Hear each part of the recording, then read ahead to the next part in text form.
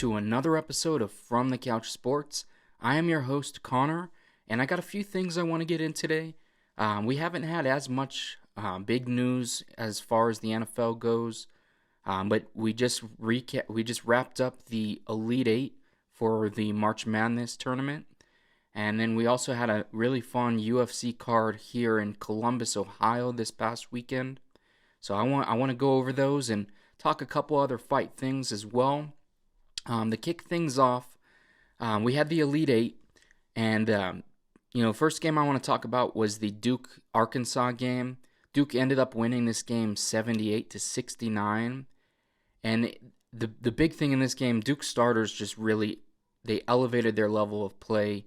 In the games prior, Banchero was making a bunch of big plays, and the rest of the team has just kind of been off or on. Like AJ Griffin didn't have the greatest game every game of the tournament, but in this game he really stepped up. He had a big game. Mark Williams had a big game. Him and Banchero in the post were just a real force for Arkansas to deal with. Arkansas had Jalen Williams. He had a good game. They're big. And then J.D. Note had a good game as well. He ended up fouling out. And in this game, it wasn't that Arkansas played bad necessarily. They just weren't able to get over the hop. Duke is just too strong of a team. They're full of first round NBA players, and it's a tough team to beat on any given night. And when they're hitting on all cylinders, I think they are the team to beat in this tournament. Obviously it's to be, we'll find out whether or not they can keep this high performance up into the Final Four and then ultimately in the championship. But this was a really fun game to watch. And then Houston Villanova. Houston lost in a close game, is 44-50. They tried to make a second half comeback, and they didn't get quite close enough, unfortunately. And then we had Sunday games. We kicked things off with the North Carolina St. Peter's game. So St. Peter's is the 15th seed. They're the 15th seed to go the furthest in the tournament, in the history of the tournament. They went all the way into the Elite Eight. There's never been another 15 seed go this far. There's been 3 total go to the Sweet 16. So just to make it this far is remarkable in itself. And then when they got to this game against North Carolina, they shocked a lot of teams on their way to the Elite Eight, and it felt like that momentum that they had been carrying through this tournament, it just kind of came to an abrupt end in the first half against North Carolina. They ended the first half down by 19 points, and then in the second half, they kind of matched the score. It was a very close score game if you were only counting the second half. But in total, the game ended in a 20-point blowout to North Carolina. North Carolina had some pretty good games as well. This guy Caleb Love, when he's hitting, he is an elite playmaker, great scorer. He's got an incredible jump shot. Just one of those dudes that's a ton of fun to watch in this tournament. And then the big man Manic, he's hitting huge shot after huge shot. And then in this game, I think the player that stood out the most to me was Armando Bacot. This is their North Carolina's big man, and he just put on a dominant performance. 20 points, 22 rebounds. I think he had a couple blocks as well. This was one of the better games that he's had in the tournament so far, and he's actually been one of the bright spots on the North Carolina offense so far in the tournament. So I'm really curious to see how North Carolina's going to go. Right now, it feels like they're carrying so much momentum. Like just a few weeks back, they beat Duke in the tournament, and then we come fast forward to March Madness. They are about to face Duke as well in the Final Four. So that's going to be a super interesting storyline. To kind of recap the other game on Sunday, this was Kansas and Miami. This was a blowout in the second half. It finished 76-50. The crazy thing too is Miami finished the first half ahead by 6 points, and then the second half came around and Kansas outscored Miami by 32 points in the second half. And Miami only had 15 points in the second half. So that was kind of the story of this game. The lack of production in the second half is really what caused Kansas to take over and, win by so much. And as far as Kansas, Agbaji, the guard dash forward, this guy played really good in this game. David McCormack had a really nice game, as well as Christian Braun. So their whole core of guys, they just put it together in this game. And, after having a rough start in the first half, they just kind of took full control going into the second half. They take so much momentum that they can hope to carry that into the Final Four against Villanova. And I think I think that was a good game for parts of it. I mean, I don't like to see the blowouts in the tournament. I think the most fun thing about the tournament is the reality that any team can win on any given day. And some of these games didn't necessarily feel like that. There wasn't really games like going down to the wire, last second shots or anything like that. But we did have some good games in the Elite Eight. And then for Miami, I want to give props to Cameron McGusty. I think this is an NBA caliber player. He played really good in this tournament. They went to the Elite Eight. They were a 10 seed. Going that far alone, if St. Peter's wasn't a 15 seed, Miami itself being in the Elite Eight would have been, a big Cinderella story type deal. And I feel like their tournament run kind of got swept under the rug because we did see St. Peter's do something maybe even a little more special, being a smaller seed in this, or a higher seed. And then this wraps up basically the final four teams that we're going to get. This is coming this next weekend. We get Villanova, Kansas, a 2 seed versus a 1 seed, and then we get Duke, North Carolina. Duke is a 2 seed, North Carolina is an 8 seed. So the crazy thing, this feels like a potential storybook ending for Coach K. I know everybody's talking about it. Knock on wood, we don't. I don't want to jinx this Duke run. Duke on paper has the best team, and they are going into the Final Four. The crazy thing, so I was looking these stats up. So since 1920, North Carolina and Duke have played each other 257 times.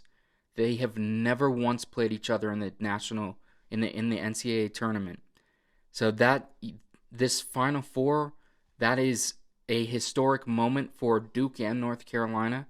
One of the biggest rivalries in all of college sports, and they are facing off in the Final Four, which that's crazy. I mean, the only thing bigger than that would have been if they somehow faced off in the championship. But the Final Four alone is crazy. This Coach K run has been crazy. He just set the record for most Final Four appearances. He was tied with 12 prior to this win. So Coach K is, at the very least, he's going out on a great tournament run. There's a chance that he can go out on a tournament win, which would be, being a 75-year-old coach, guy who coached at Duke since 1980. He's been in the Hall of Fame for basketball for quite some time.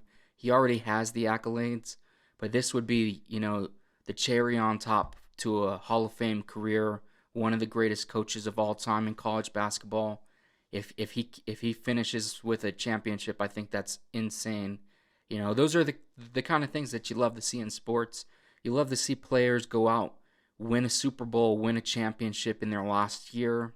And even for a coach to do it, I think that's even just as impressive. On the coaching thing is Duke goes through almost a new team every year.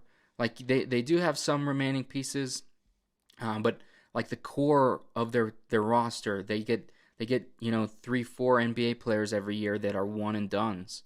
So to pick the right guys that are going to lead your team this far into the tournament in your final season, I think that's a special thing. And I'm really curious to see how this last weekend plays out with the Final Four, and then leading up to the championship. I think the championship is going to, set up for both the Final Four games should be special ones, and then the championship. I mean, there's These are four decorated college programs. Like if you were to say in the last 20 years, what are the best college teams? These four would definitely be in the list with them.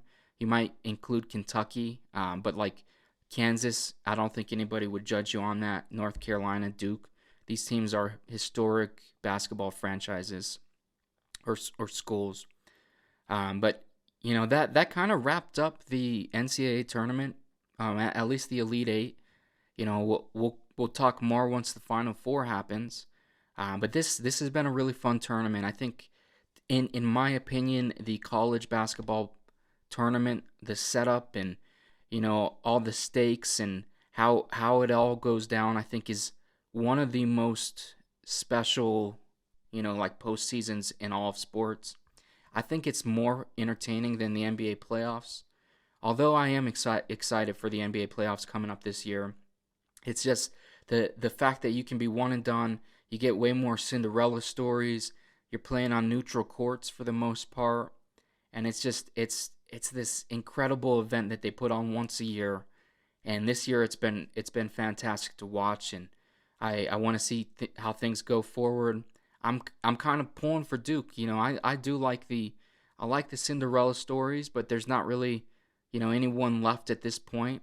Like I realize that North Carolina would technically be the lowest seed, but they're also North Carolina, so I don't look at them in the same like as Miami or St. Peter's or some of these other teams. But Duke finishing the storybook ending, I think that would be remarkable. Very fun sports moment if that is able to happen. And then moving on, UFC Columbus. This was cool because UFC Fight Nights, because of the pandemic, they moved them completely to the UFC Apex. So when everything kind of first kicked off, they shut everything down, and UFC came back, and they came back to do their pay-per-view events in Florida, Texas, and Arizona, and then eventually Vegas as well. And then for their fight nights, which is actually the majority of what they do, because they're putting on like one pay-per-view event per month, but typically they're putting on 2 to 3 fight night cards. These shifted completely to the UFC Apex. So every single card basically had no fans. Some of the fights were crazy. Like, I mean, I remember the Francis Ngannou Yair Rozenstruik fight. I think that was one of the earlier fights in the pandemic that took place in the Apex. And I remember just hearing the knockout, like there was no fans in attendance. You could hear the commentators, that the fighters would even sometimes look over and make comments to the commentators. But like to hear the strikes and everything, to hear the brutal knockouts, that was crazy. But like a part of it was also like, I can't wait to get back to when fans are going to be able to witness these fights, because you can feel the energy in the crowd even if you're not there. You can just see it from watching.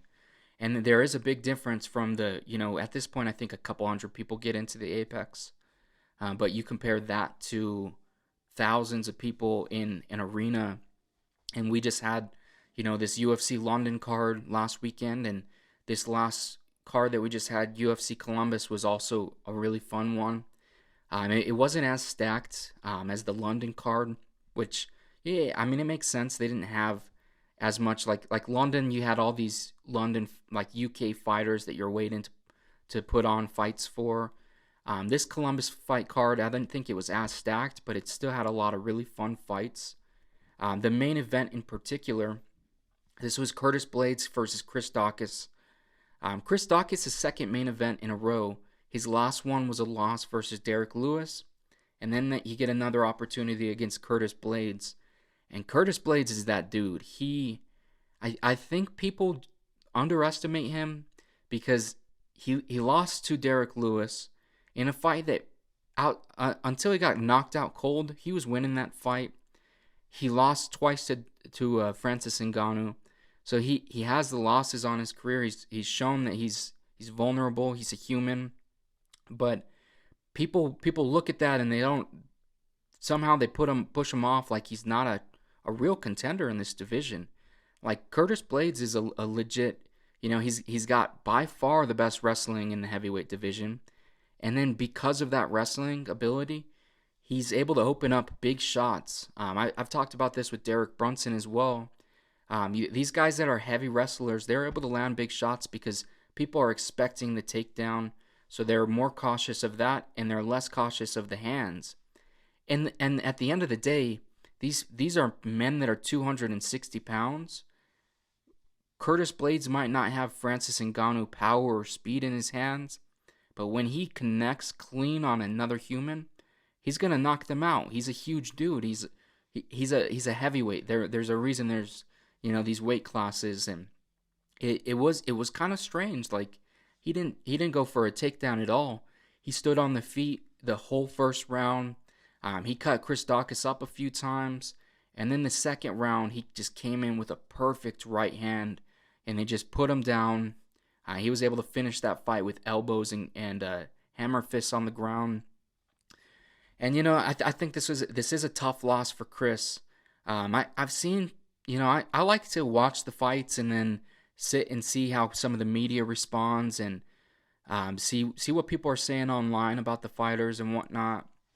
And like I keep seeing this, like people saying that Chris Daukaus doesn't belong. They try to push him ahead too fast, and I mean I disagree. I think that Chris Daukaus has just had a rough, choice of opponents in his last two matches. He's faced really the cream of the crop. He made that jump that he's not, in that 10, like, he's closer to the top 5 of the heavyweight division than he is to the 10 to 15 range. But once you get to that top, like, you're facing dudes that are way more dangerous. And I think specifically in the heavyweight division, the difference between a guy in the top 5 versus a guy from 6 to 15, I think that's a major difference. And I still think Chris has a lot of potential. I think, sometimes these setbacks make fighters even better. So I'm curious to see what comes out of this. Because, Curtis Blades lost his last fight as well against Derek Lewis. Curtis Blades had losses. He's able to come back, and he's really standing firm, and he asked for a title shot, but he's really in the mix of things. And it just, especially in the heavyweight division, it takes a win or two and you're right back in things. So I wouldn't say I would say I disagree with some of the takes that Chris Daukaus is just pushed too soon. I think he's just facing the best of the best, and I think his next fight, it's not going to be someone of this level. And he's going to have a great opportunity to get back in the win column and get that momentum going again. So I'm excited to see what's next for both of these guys. Curtis Blades is calling out Cyril Gane. I think that would be a fun matchup too. I'd be curious to see how that would play out and whatnot as well. But to kind of touch on the rest of the fights on this card, we had the fight before this, Alexa Grasso. She got her first submission win over Joanne Wood.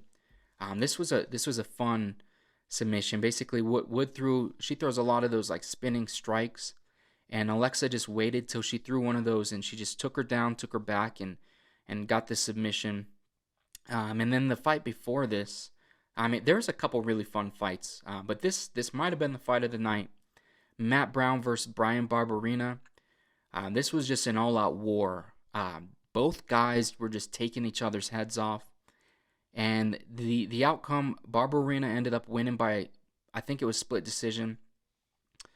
And the thing that sucks, and I feel like this is exclusively to U.S. crowds, because I didn't see this on the London card. I haven't seen this in some of the Dubai cards, but like the booing of fighters, like, I get Matt Brown as the hometown guy, but like they put on a straight up war, and then Brian Barberena gets booed for winning.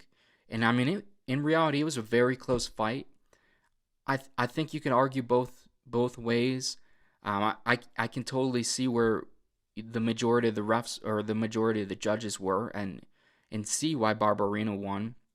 But like, to boo him in a fight like that, that's crazy. And we hear booing all the time, like guys start grappling and there's booing. You know, it.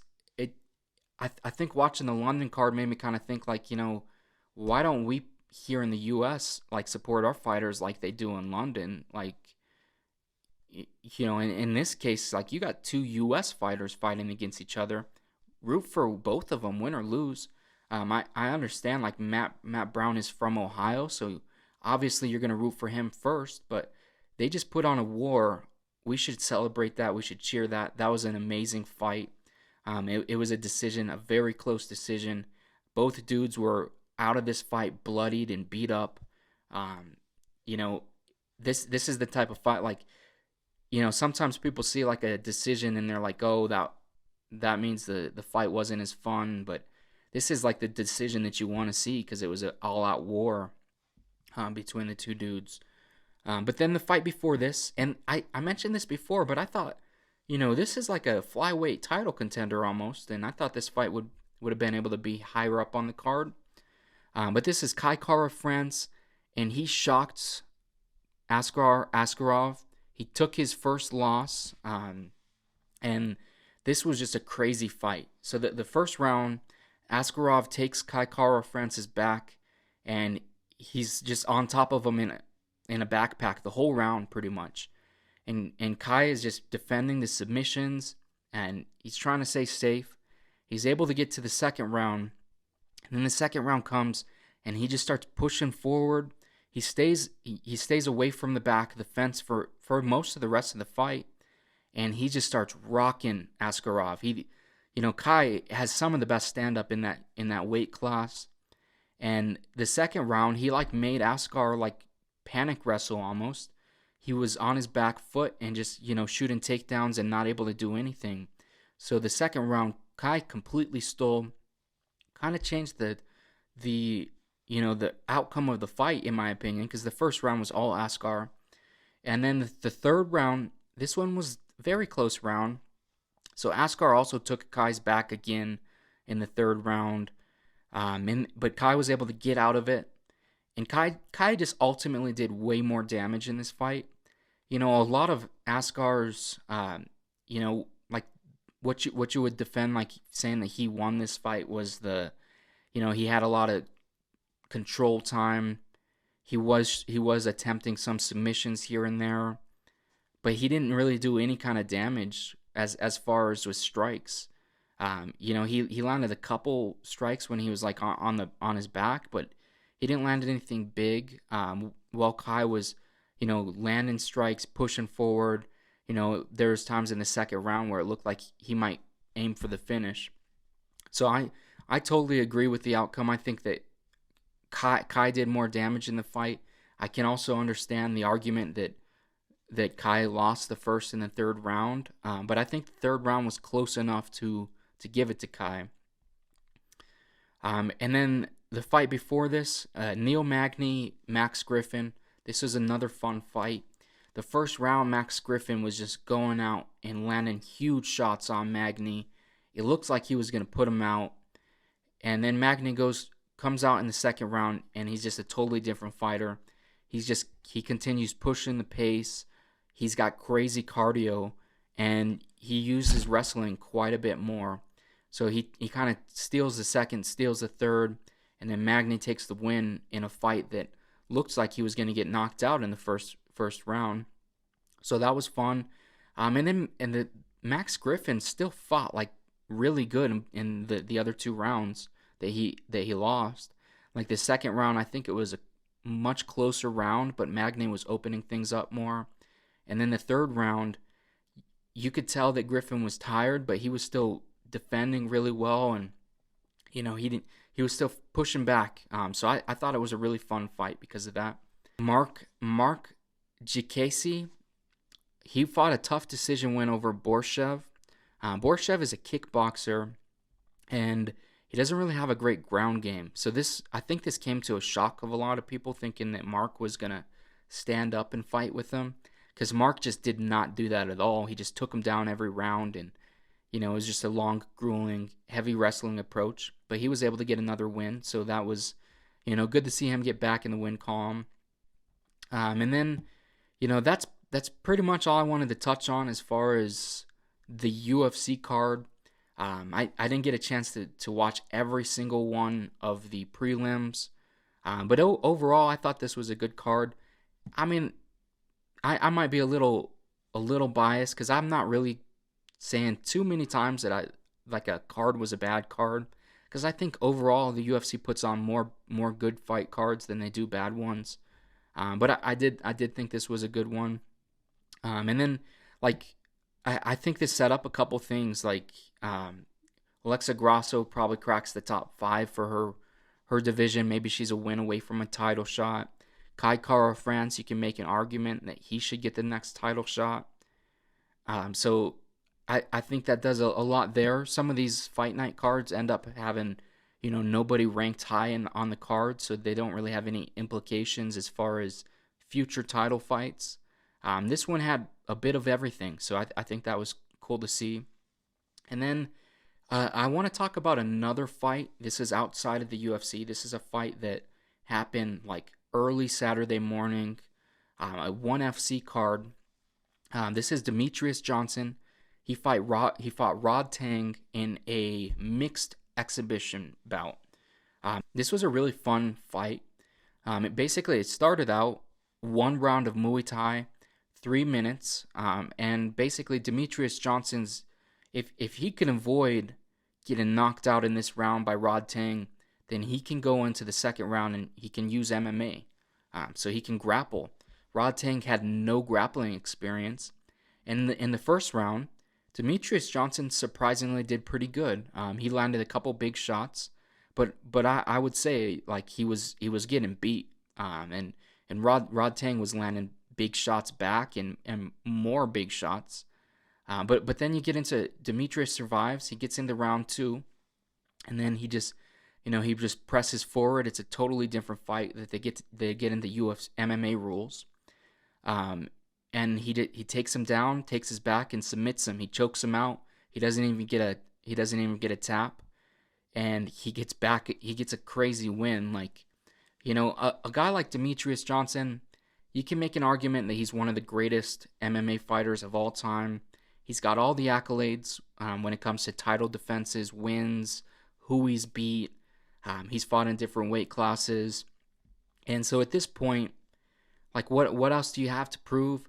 You can take some unique matches to further solidify your record, your career. You just put in more accolades out there, and I think it's obvious that Demetrius Johnson's the favorite in the MMA aspect of things, but going in there against a guy that many say is one of the best kickboxers in the world, and fighting him in his game, I think that's pretty remarkable. I thought that was really fun to see.